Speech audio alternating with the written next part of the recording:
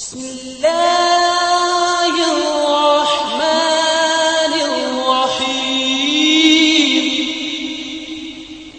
அஸ்ஸலாமு அலைக்கும். அன்புள்ள சோதரர்களே, கம்பம் மஸ்ஜித் தௌஹீத் அறக்கட்டளை சார்பாக இன்னைக்கு மாலை 5 மணிக்கு நம்ம கம்பம் 24 மணி தெலுங்கு செட்டியார் மண்டபம் இருக்குல்ல, அதில் வைத்து ஒரு சட்ட கல்வியின் அவசியம் குறித்தும் சட்ட கல்வி படித்தா நம்ம என்னவெல்ல ஆகலாம் என்பது குறித்தும் மதுரை உயர்நீதிமன்ற வழக்கறிஞர் சகோதரர் வாஞ்சிநாதன் அவர் சட்ட கல்வி குறித்தும் சட்டம் குறித்தும் நமக்கு ஆலோசனை வழங்குறாங்க.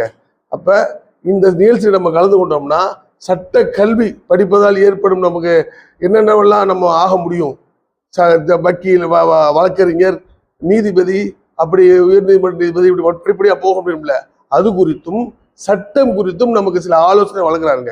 இந்த நிகழ்ச்சி ரொம்ப பயனுள்ளதாக இருக்கும். ஆகவே எல்லாரும் இதில் கலந்து கொண்டு பயனடையுமாறு கேட்டுக்கொள்கிறோம்.